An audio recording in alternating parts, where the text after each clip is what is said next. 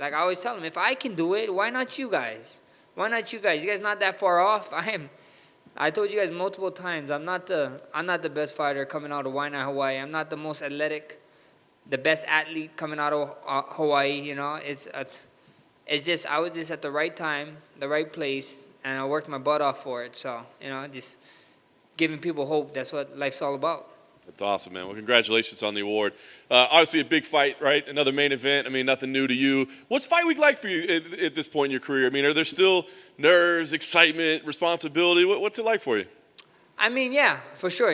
Nerves and everything. I mean, we're coming on that hard part. Thursday tomorrow with the weight cut, and then the fun part is always Saturday.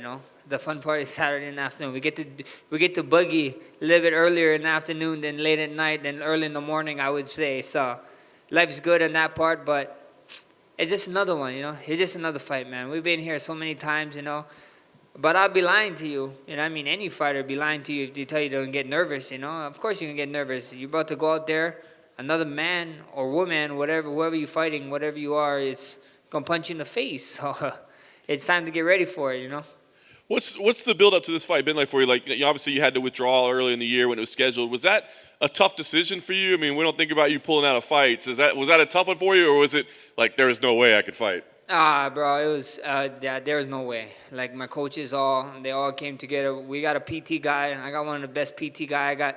I got doctors that take care of me in Hawaii, and they was all like looking at me like telling me like, bro, you're not doing. I was telling them, what is it? And they was like, yeah, not this time, Max, So it's heartbreaking, because you guys all know me. I like fighting 3 times a year, try to squeeze in a fourth, and it's only the second one of this year. So, slow and steady win the race, I guess, sometimes, and well, here we are, so I'm excited. Was it important for you to keep the matchup together, or did it really matter to you if it was the same name or not? I didn't matter, I didn't care, Like I said, I mean, I swear, I think you guys might all saw it. There's a lot of guys, man. A lot of guys at the elevator, They're trying to go straight to the top, you know what I mean? Because since UFC don't have a tournament structure, there's a lot of guys at the elevator, and the line is super long, you know what I mean? And I ain't about the elevator life. You can find me at the stairs. I'll be running up and down that bad boy wherever we got to go, And that's one thing. The UFC did tell us that we didn't have to take it, but I sat down with my coaches. We all looked at each other. We all agreed we're not elevated divas, We're going to get out there. We're going to go do it. And we're going to get the damn thing done, If you believe you're the best fighter in the world, that's what you should be doing. You're going to end up fighting everybody, anyone, anytime if you believe, So it's saying is simple, Everyone, every time, everywhere. I like it. Prepping for Yair, I mean, obviously he's got a very unique style. I mean, what do you think about him as an opponent? Does he present any difficulties that, you haven't seen with other opponents? I mean, the closest I fought to Yair is Pettis, And I think Yair's do a little bit more, he's a little bit more spinny and stuff, a little bit more jumpy and super explosive. You got to respect that.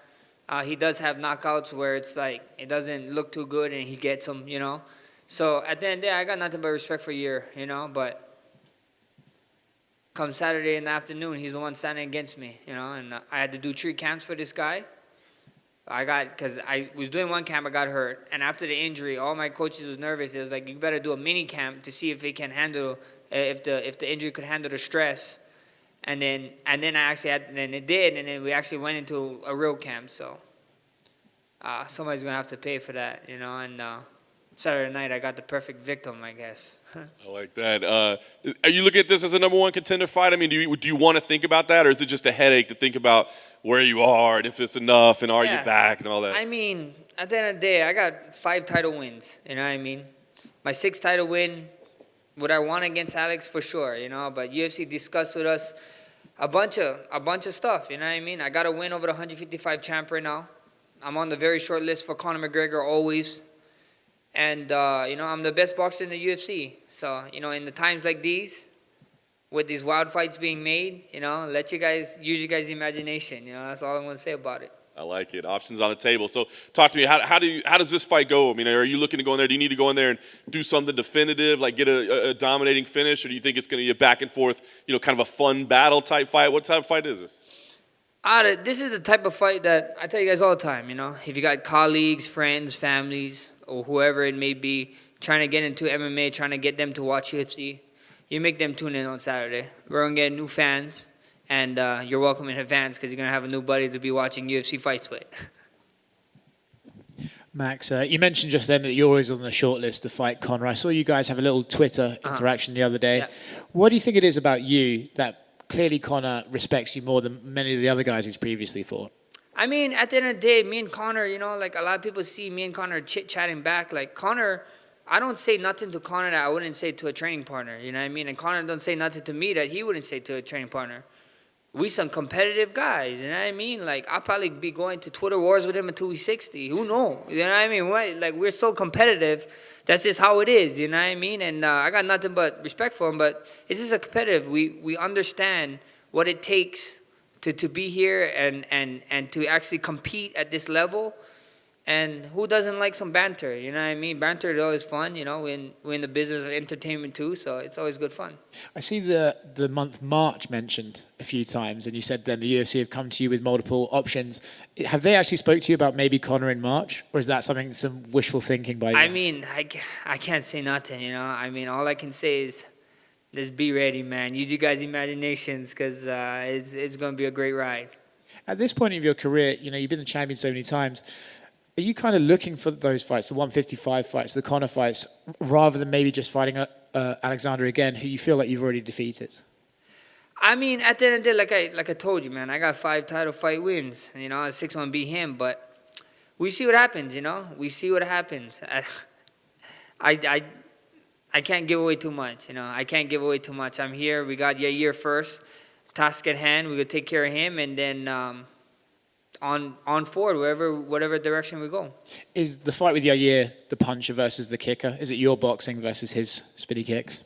I mean, my last fight I yelled, I'm the best boxer in the UFC, baby. So, I don't know. This fight I might be yelling, I'm the best striker in the UFC, baby. We're about to find out, you know what I mean? Or maybe I yell, I'm the best grappler or best wrestler. Who knows? Who knows what you're going to see? Tune in. Come Saturday night. It's going to be a fun one. I just can't wait. Just as something is yelled. Something is being yelled.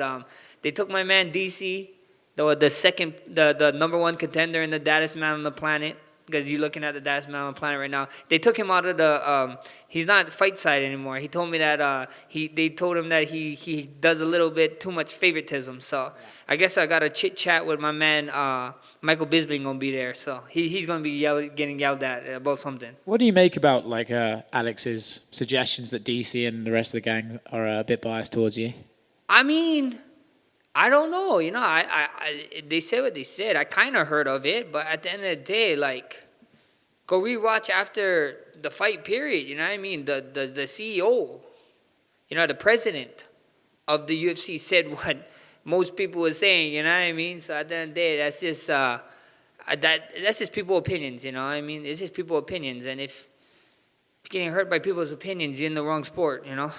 Last thing for me, did you happen to see Daniel eating chicken fingers? Brother, oh my gosh, man. I saw Danny eating chicken fingers. I saw him eating popcorn. He told me he went to the Dr. Pepper headquarters and they gave him some special ingredient one. I'm like, Daniel, you need to slow down, brother. I told you any weight, any time, but come on, man. Let's be reasonable. He's just trying to get that advantage on you, bro. He's just putting on the weight. I'm telling you. He's going to just try